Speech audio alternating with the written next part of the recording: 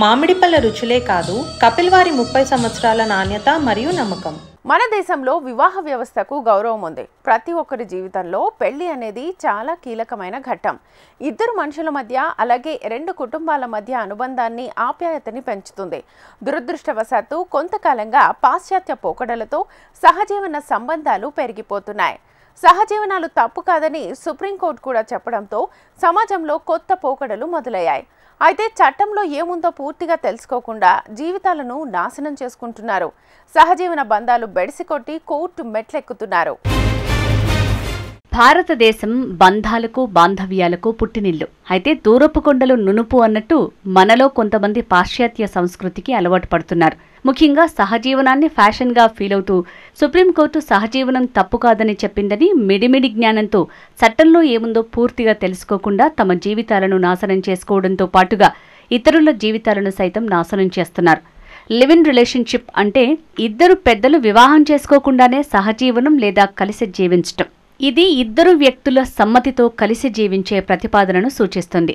ఇది ఒక వ్యక్తి ఒకరినొకరు అర్థం చేసుకోవటానికి వీలు కల్పిస్తుంది. భారతదేశంలో ఇద్దరు భాగస్వాములు చట్టబద్ధమైన సమ్మతి వయస్సు 18 సంవత్సరాల కంటే ఎక్కువ వయసు ఉన్నంత వరకు లైంగిక సంబంధంలో జీవించడానికి ఎటువంటి వయోపరిమితి లేదు.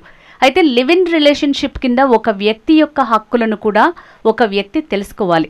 2010లో భారత న్యాయ వ్యవస్థ మొదటిసారిగా లివ్ ఇన్ సంబంధాలను గుర్తించింది. భారత సుప్రీంకోర్టు ఖుష్బూ వర్సెస్ కన్నియమ్మాల్ కేసులో ఒక మైలురాయి తీర్పును వెలువరించింది. ఈ కేసులో లివ్ ఇన్ సంబంధాలు చట్టవిరుద్ధమైనవి లేదా అనైతికమైనవి కాదని మరియు ఇద్దరు అంగీకార వయోజనులకు హక్కు ఉందని కోర్టు తీర్పు చెప్పింది. సహజీవనంలో ఉండే జంటలు తమ మధ్య సంబంధాలు బెడిసికొట్టినప్పుడు క్రిమినల్ కేసులు దాఖలు చేసుకుంటున్న ఉదంతాలు పెరిగిపోతున్నాయని సుప్రీంకోర్టు వ్యాఖ్యానించింది. అలాంటి సందర్భాల్లో ప్రతి సహజీవన బంధాన్ని పెళ్లి చేసుకుంటానంటూ నమ్మించి వంచిన కేసుగా పరిగణించరాదని justice B V Nagarathna, justice Satish Chandra శర్మలతో కూడిన ధర్మాసనం పేర్కొంది. పశ్చిమ బెంగాల్కు చెందిన ఒక మాజీ సివిల్ జడ్జికి సంబంధించిన కేసులో కోల్కతా హైకోర్టు ఇచ్చిన తీర్పును కొట్టేస్తూ సర్వోన్నత న్యాయస్థానం ఈ వ్యాఖ్యలు చేసింది. ఈ కేసులో ఫిర్యాదుదారు అయిన మహిళకు భర్తతో విభేదాలొచ్చాయి. వారి విడాకుల పిటిషన్ ఇంకా పెండింగ్లో ఉండగా 2014లో ఆమెకు ఈ మాజీ న్యాయ అధికారితో పరిచయమైంది. ఆయన కూడా భార్యకు దూరంగా ఉంటున్నట్లు ఆమె తెలిపింది. ఆ సందర్భంలో తనను పెళ్లి చేసుకుంటానని, మొదటి భర్త ద్వారా పుట్టిన తన కుమారుడి బాగోగులు చూసుకుంటానని ఆయన హామీ ఇచ్చినట్లు పేర్కొంది. అయితే తనకు విడాకులు మంజూరు అయినప్పటి నుంచి ఆయన తనను దూరం పెట్టేశారని తెలిపింది. ఈ మేరకు ఆమె కేసు పెట్టింది. ఆమె ఆరోపణల్ని నిజమే అనుకున్నా పెళ్లి చేసుకుంటానన్న హామీతోనే ఆ మాజీ న్యాయవాదితో ఆమె శారీరక సంబంధం పెట్టుకుని ఉండకపోవచ్చని సుప్రీంకోర్టు పేర్కొంది. పరస్పర ఆమోదంతోనే వారి సహజీవనం సాగినట్లు ఈ కేసులో వాస్తవాలను బట్టి వెల్లడవుతోందని వ్యాఖ్యానించింది.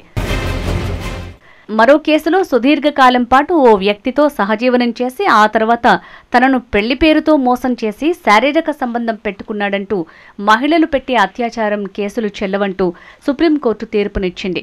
అలాంటి సందర్భాలలో పెళ్లి చేసుకుంటాననే హామీతో మాత్రమే వారి మధ్య శారీరక సంబంధం ఏర్పడిందని ఖచ్చితంగా నిర్ధారించలేమని సుప్రీంకోర్టు పేర్కొంది.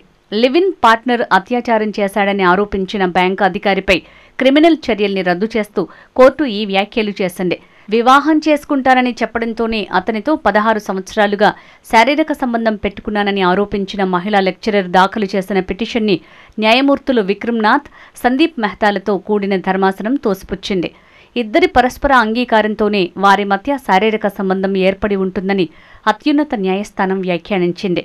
పెళ్లి పేరుతో మోసం చేశాడని భావించినప్పటికీ కేవలం పెళ్లి చేసుకుంటాడనే నమ్మకంతోనే ఇన్నేళ్లు ఆమె అతనితో శారీరక సంబంధం పెట్టుకుందని భావించడం సరికాదని కోర్టు పేర్కొంది. బంధం ఎక్కువ కాలం కొనసాగినప్పుడు అటువంటి వాదనలు విశ్వసనీయతను కోల్పోతాయని కోర్టు వెల్లడించింది.